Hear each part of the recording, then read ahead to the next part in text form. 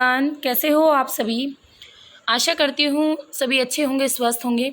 Guys, आज की class में हम क्लास 11th के एनसीईआरटी कर रहे हैं और क्लास 11th के एनसीईआरटी में आज हमारा है चैप्टर नंबर 15 और चैप्टर का नाम है पृथ्वी पर जीवन। वैसे ये चैप्टर अगर हम बात करें तो सबसे ज़्यादा मोस्ट इम्पोर्टेंट है। वैसे तो टीजीटी और पीजीटी बोथ आर लेवल्स सभी के लिए इम्पोर्टेंट है, बट गाइस जो पीआरटी वाले स्टूडेंट हैं जिनकी ईवीएस आती है, उन स्टूडेंट के लिए भी ये जो हमारी आज की वीडियो है ये मोस्ट इम्पोर्टेंट है। तो ध्यान से पढ़िएगा, ठीक है, आज के चैप्टर को। तो यहाँ पर आज के चैप्टर में आप सबको पता है पहला क्वेश्चन तो यही आता है कि हमारे पर्यावरण के 3 प्रमुख परिमंडल हैं, स्थल मंडल, जल मंडल और वायुमंडल। इन सब के बारे में हम पहले ही पढ़ चुके हैं। जल मंडल में आपका समुद्र वगैरह आ जाता है, वायुमंडल में हमारा एटमॉस्फेयर आ जाता है, वायुमंडल लेयर्स आ जाती हैं, स्थल मंडल भी हम पढ़ चुके हैं। अब हमारी पृथ्वी पर जो भी जीव जंतु रहते हैं वो इन तीनों से मिलकर बायोस्फीयर बनाते हैं, जिसे कहते हैं जैव मंडल, और ये पर्यावरण के दूसरे मंडलों के साथ में मिलकर आपस में क्रियाएं करती हैं। तो जैव मंडल में सभी जीवित घटक शामिल होते हैं, ठीक है, जैसे सभी पौधे हैं, पेड़ पौधे हैं, जंतु हैं, प्राणी हैं, या कोई भी सूक्ष्म जीव भी है, यानी छोटे से छोटा जीव जिसके अंदर प्राण हो, वो सब कुछ शामिल किया जाता है, ठीक है। तो और ये सभी जीव क्या करते हैं, अपने आसपास के पर्यावरण से अंतर संबंधित होते हैं, यानी इंटरेक्ट करते हैं, क्रियाएं करते हैं। और अधिकतर जो जीव होते हैं वो आपके लैंड एरिया पर रहते हैं, सबको पता है, बट कुछ आपके जल मंडल में भी, यानी समुद्र के अंदर भी आपके समुद्री जीव पाए जाते हैं, और वायुमंडल में भी हमारे जीव होते हैं, जैसे पक्षी वगैरह। तो बहुत ऐसे जीव हैं जो एक मंडल से दूसरे मंडल में घूमते भी रहते हैं। तो इस तरीके से ये सारा संचरण चलता रहता है, विचरण चलता रहता है। जैव मंडल और इसके घटक पर्यावरण के महत्वपूर्ण तत्व हैं। जो भी जैव मंडल है, बायोस्फीयर है, और उसके जितने भी कॉम्पोनेंट हैं वो आपकी महत्वपूर्ण तत्व हैं। और ये सारे तत्व क्या करते हैं, ये सारे तत्व भूमि, जल और मिट्टी, इन सब के साथ पारस्परिक क्रिया करते हैं। जैसे लैंड एरिया पर कोई जीव रह रहा है तो वो मिट्टी से ही अपना भोजन प्राप्त करेगा, ठीक है, इस तरीके से पानी पीकर करेगा और भूमि पर रहेगा। और इसके साथ साथ जो तापमान है, टेम्परेचर है, वर्षा है, आर्द्रता है, और सूर्य के प्रकाश से भी ये कहीं ना कहीं प्रभावित होते हैं। ये सारे के सारे आपके जो जीव होते हैं ये, ठीक है। जैविक घटक, देखो जैविक घटक समझ में आ गया ना, यानी सभी जीवित जीव जो हमारी भूमि पर रहते हैं और पर्यावरण के साथ क्रियाएं करते हैं, इन्वायरमेंट से रिलेटेड रहते हैं, उन्हें कहते हैं जैविक घटक। तो इनका जैविक घटकों का भूमि, वायु और जल के साथ पारस्परिक आदान प्रदान, यानी कुछ ग्रहण करना, कुछ छोड़ देना, और जीवों के जीवित रहने और बढ़ना और उनके विकसित होने में सहायक देता है। सिंपल सी बात है भाई, एक पौधा है, अगर उसे खाद नहीं मिलेगी, उसे पानी नहीं मिलेगा, वो कैसे पनपेगा, है ना। अब आता है मोस्ट इम्पोर्टेंट इकोलॉजी, यानी पारिस्थितिकी। इकोलॉजी पारिस्थितिकी क्या है, काफ़ी अगर हम बात करें तो जो इकोलॉजी है वो हमारे जैविक और अजैविक तत्वों के मेल से बना है। अजैविक, देखो जैविक तत्व आपने समझ लिया अभी क्या होते हैं, पेड़ पौधे, जीव जंतु। अजैविक तत्व कौन से होते हैं, जैसे मिट्टी है, खनिज है, तो ये अजैविक तत्व है ना। तो संतुलन के लिए इन सब के बीच में क्या होना चाहिए, इन सब के बीच में होना और बने रहना बहुत ज़रूरी है। जो आपके प्राणी है, जीवधारी है, उनका भी एक विशेष अनुपात में होना चाहिए। ऐसा नहीं होना चाहिए कि भाई हमारी पृथ्वी पर शेर यानी लोयन ही लोयन भर जाएं, तो इससे भी हमारा जो पारिस्थितिकी इकोलॉजिकल सिस्टम है वो गड़बड़ा जाएगा। तो इकोलॉजिकल सिस्टम की बात करें तो पारिस्थितिकी क्या है, ये प्रमुख रूप से जीवधारियों के जन्म, उनका डेवलपमेंट, उनका डिस्ट्रीब्यूशन, उनकी प्रवृत्ति, उनकी प्रतिकूल अवस्थाओं में जीवित रहने से संबंधित है पारिस्थितिकी। यानी एक जीव अपने से अनुकूल और प्रतिकूल दोनों परिस्थितियों में कैसे जिंदा रहता है, उस चीज़ से रिलेटेड है इकोलॉजी। इकोलॉजी केवल जीवधारी और उनके आपस में संबंध का ही अध्ययन नहीं है, बल्कि एक विशेष ग्रुप है उसका भूमि के साथ, पानी के साथ, हवा के साथ जो इंटरेक्ट है, और उसमें जो वो ऊर्जा का प्रवाह करता है, या जो भी उसकी पोषण श्रृंखलाएँ होती हैं वो भी समायोजित होती है, तो उसे कहते हैं इकोलॉजिकल सिस्टम। तो एक इकोलॉजिकल सिस्टम में जो आपके जैविक तत्व हैं उनका अजैविक तत्वों के साथ रिलेशन, और उसके साथ साथ उनमें किस प्रकार से ऊर्जा का प्रवाह होता है वो, और पोषण श्रृंखलाएं शामिल होती हैं, तो इसे कहते हैं इकोलॉजिकल सिस्टम। पारिस्थितिकी के संदर्भ में जो हैबिटेट है यानी आवास, पर्यावरण के भौतिक और रासायनिक कारकों का योग है। विभिन्न प्रकार के पर्यावरण विभिन्न परिस्थितियों में भिन्न भिन्न प्रकार के पारितंत्र पाए जाते हैं, जहाँ अलग अलग प्रकार के पौधे होते हैं, जीव जंतु होते हैं, जो एक पूरा क्रम से अभ्यस्त हो जाते हैं, और इसी को कहते हैं इकोलॉजिकल एडेप्शन। एडेप्टेशंस, ठीक है। पारिस्थितिकी अनुकूलन, पारिस्थितिकी अनुकूलन सिंपल लैंग्वेज में समझाऊं तो क्या होता है पारिस्थितिकी अनुकूलन, जिसमें भाई जो पेड़ पौधे होते हैं, जो विभिन्न प्रकार के जीव जंतु होते हैं, वो एक पर्यावरण में किस प्रकार अपने आप को अनुकूल बनाए रखते हैं। ऐसा नहीं है कि ज़्यादा सर्दी है तो ठंड से मर गए सारे के सारे, ठीक है, इस तरीके की चीज़ें जिसमें नहीं होती, तो उसे कहते हैं इकोलॉजिकल एडेप्टेशन। समझ में आ गया क्या होता है। अब यहाँ पर देखो, ये मोस्ट इंपॉर्टेंट है। इकोलॉजी ग्रीक लैंग्वेज का वर्ड है गाइस, आइकोस और लॉजी से मिलकर बना है, ठीक है। आइकोस और लॉजी से मिलकर बना है। आइकोस का मीनिंग होता है घर और लॉजी का मीनिंग होता है विज्ञान के अध्ययन। तो इकोलॉजी क्या हुआ कि पृथ्वी पर जितने भी पौधे हैं, मनुष्य हैं, जंतु हैं, या जो भी छोटे मोटे जीवाणु हैं, जीवाणुओं के घर के रूप में उनका अध्ययन करना, जो कि एक दूसरे पर आश्रित होने के साथ साथ एक दूसरे के साथ भी रहते हैं।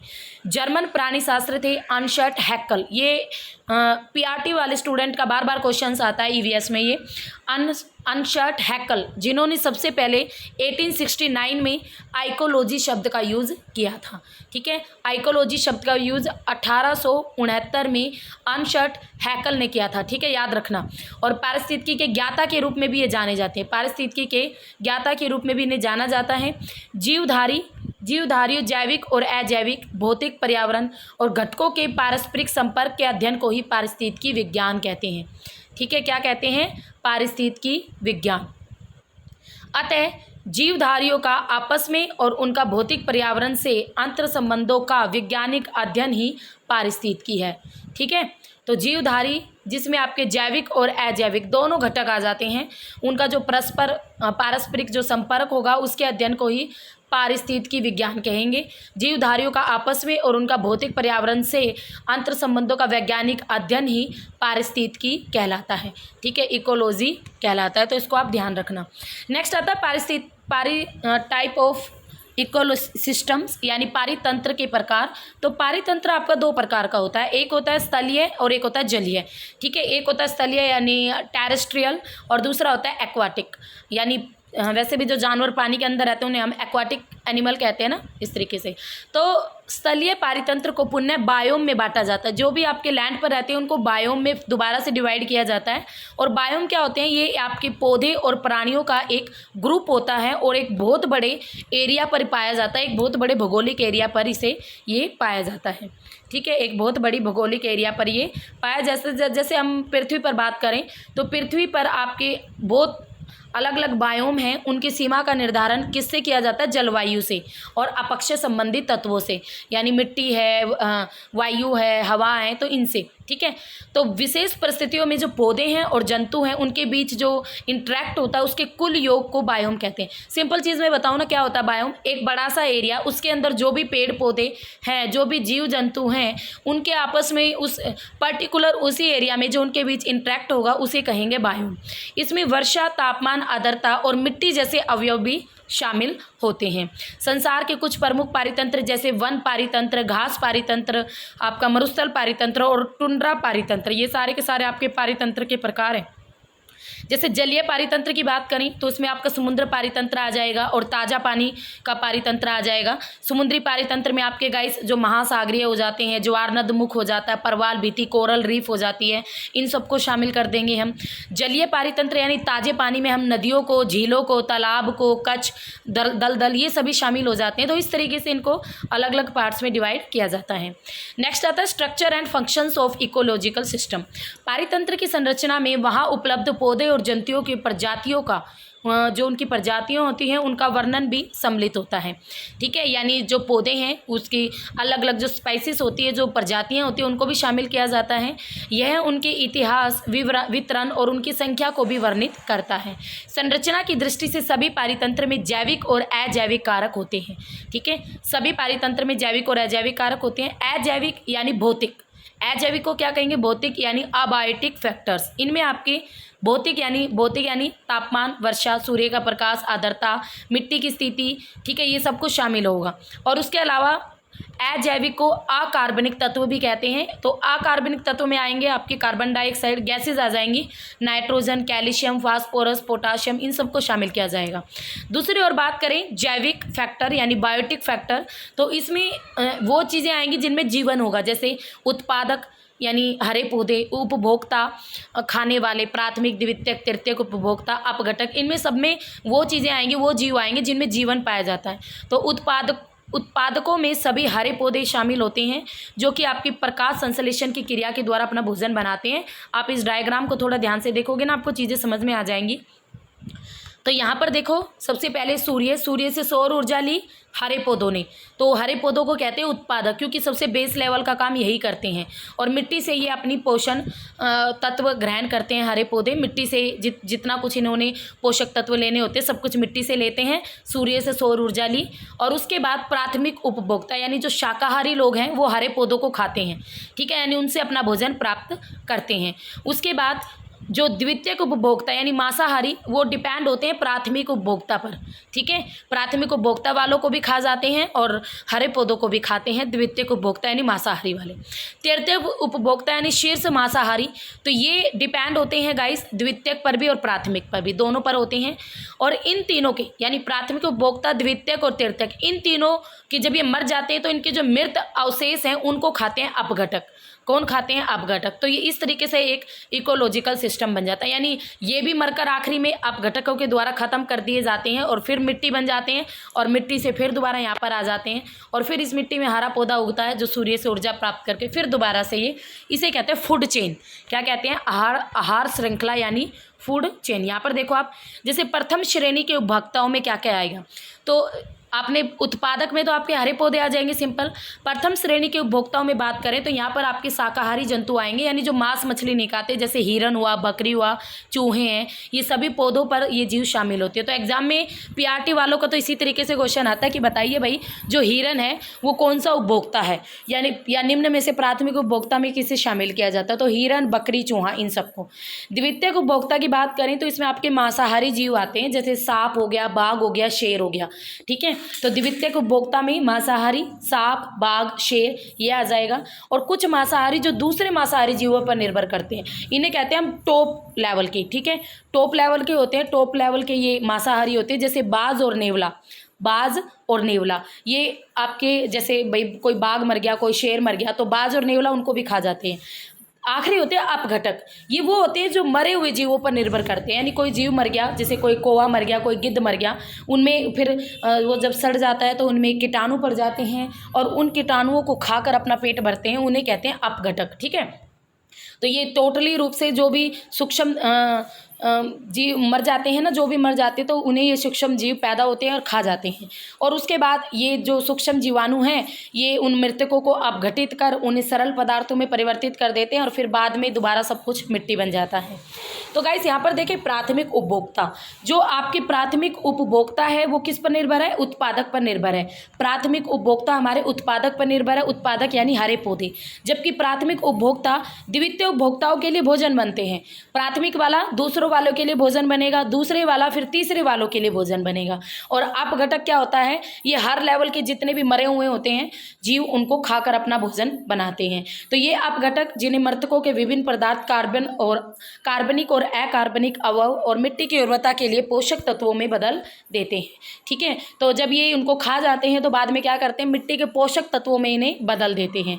तो पारितंत्र के जीवाणु इस तरीके से आपकी फूड चैन से परस्पर जुड़े हुए हैं, सभी के सभी। उदाहरण के लिए पौधे पर जीवित रहने वाला एक कीड़ा एक मेंढक का भोजन है, ठीक है। पौधे पर एक कीड़ा है, आपने सबने देखा होगा, पौधे पर कीड़े होते हैं हरे हरे कलर के, तो उनको किसने खा लिया? मेंढक ने खा लिया। दूसरी बात अगर हम बात करें, मेंढक किसका भोजन बना? सांप का भोजन बना। और सांप किसका भोजन बना? बाज के द्वारा खा लिया गया। तो ये क्रम इसी तरीके से एक लेवल से दूसरे लेवल में ऊर्जा को स्थानांतरित करता है, यानी ट्रांसफर करता है।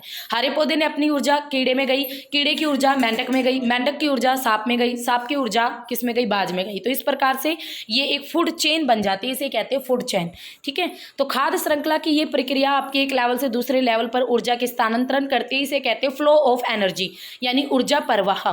खाद्य श्रृंखलाएं अनुक्रम ना होकर एक दूसरे से बल्कि जुड़ी हुई होती हैं, ठीक है।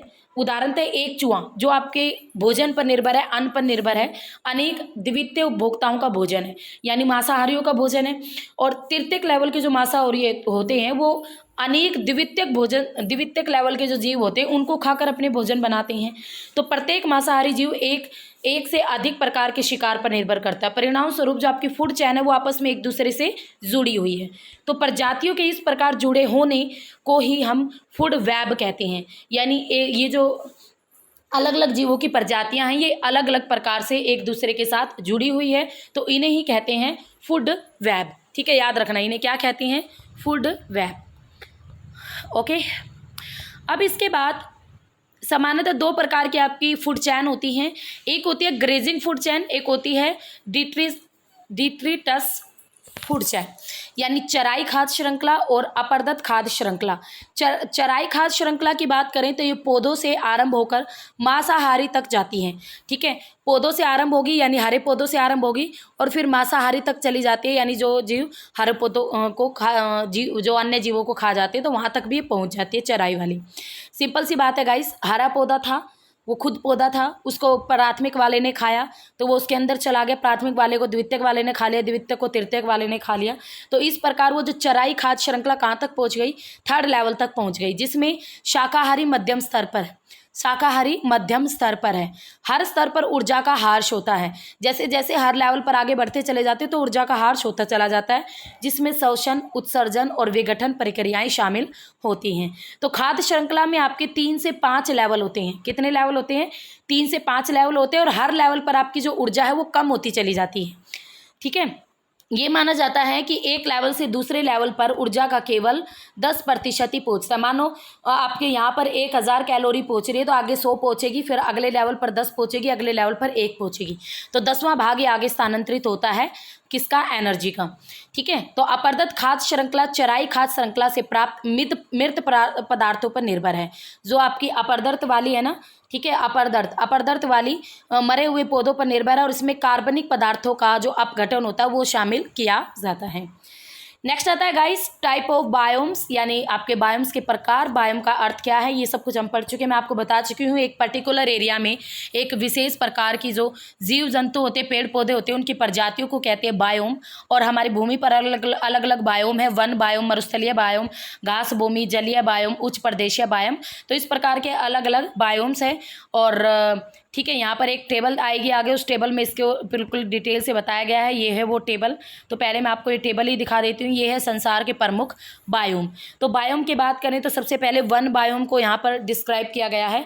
वैसे इसमें कुछ नहीं आता, इसमें वही आपके वनों के टाइप आ जाएंगे और कौन सा वन कहाँ पर पाया जाता है, कितना टेम्परेचर चाहिए और कितने उसके लिए वर्षा चाहिए, तो इन्हीं सब चीज़ों को इसमें शामिल किया जाता है। ठीक है, अम्लीय पोषक तत्वों की कमी और ये इसी तरीके की सारी चीज़ें आती हैं, वृक्षों के झुंड वगैरह सब कुछ। ठीक है, उसके बाद जैसे मरुस्थलीय एरिया, तो मरुस्थलीय एरिया में आपके सिंपल वही आएंगे, गर्म और उष्ण मरुस्थल, आर्द्रशुष्क मरुस्थल, तटीय मरुस्थल, शीत मरुस्थल, और इनमें किस किस प्रकार के जीव रहते हैं, कैसा टेम्परेचर होता है, और इन्हीं सब चीज़ों को इसमें शामिल किया जाता है। तीसरा आता है घास भूमि। तो इसमें गाइस आपके आ जाते हैं जो अलग अलग घास भूमियाँ हैं, जैसे अफ्रीका में अलग है, ऑस्ट्रेलिया में अलग है, दक्षिण अमेरिका में अलग है, इंडिया में अलग है, यूरेशिया में अलग है, तो उन सबको शामिल किया जाता है। उसके अलावा जो भी उन घास भूमियों में जीव जंतु रहते हैं उन जीव जंतुओं को इसके अंतर्गत शामिल किया जाता है। उसके बाद ये जलीय बायोम और पर्वतीय बायोम। जलीय बायोम यानी इसमें वही आपके समुद्री जल के जीव जंतु और ताज़े पानी में जो जीव जंतु रहते हैं, जो नदियाँ, सरिता हैं, झीलें हैं, आर्द्र भूमियाँ, उन सबको शामिल किया जाता है। उसके बाद पर्वतीय एरिया की बात करें तो पर्वतीय यानी जैसे हिमालय है, एंडीज है, रोकिया, इन सबको शामिल किया जाता है। तापमान और वर्षा यानी इनका कैसा एरिया है, किस प्रकार की वनस्पति है, तो इस प्रकार से ये सारे बायोम्स इसके अंतर्गत आपके शामिल किए जाते हैं। ओके गाइस, तो ये आज की क्लास में हमने इकोलॉजिकल सिस्टम पढ़ा, फूड चैन पढ़ी, उपभोक्ता पढ़े, प्राथमिक, द्वितीयक, तृतीयक। तो आज की क्लास बहुत इंपॉर्टेंट है सभी लेवल्स के लिए, तीनों लेवल के लिए, चाहे आप पीआरटी दे रहे हो, टीजीटी दे रहे हो या आप पीजीटी दे रहे हो, तो तीनों ही लेवल्स के लिए ये चैप्टर मोस्ट इंपॉर्टेंट है। तो सभी स्टूडेंट ध्यान से देखिएगा। और अभी तो इस चैप्टर में बहुत कुछ रहता है, जैसे आपका फॉर एग्जांपल जैव भू रासायनिक चक्र है, कार्बन चक्र है, वाटर जल चक्र है, हाइड्रोलॉजिकल सर्कल है, उसके अलावा आपका पारिस्थितिकी संतुलन यानी इकोलॉजिकल जो सिस्टम उसमें बैलेंस है, अन्य जो खनिज चक्र हैं वो भी। ठीक है, तो काफ़ी रहता है। तो इसी वीडियो के सेकंड पार्ट में हम सब चीज़ों को कवर अप करेंगे। तो कैसी लगी आपको वीडियो कमेंट बॉक्स पर लिख के बताइएगा, और अगर वीडियो अच्छी लगी तो लाइक शेयर कर देना। न्यू हो चैनल पर तो बेल आइकन और चैनल को सब्सक्राइब कर लेना, और बेल आइकन ज़रूर प्रेस करना, तभी न्यू वीडियो का नोटिफिकेशन आपको मिलेगा। तो फिर मिलेंगे, तब तक के लिए have a nice day. Okay, bye bye, see you.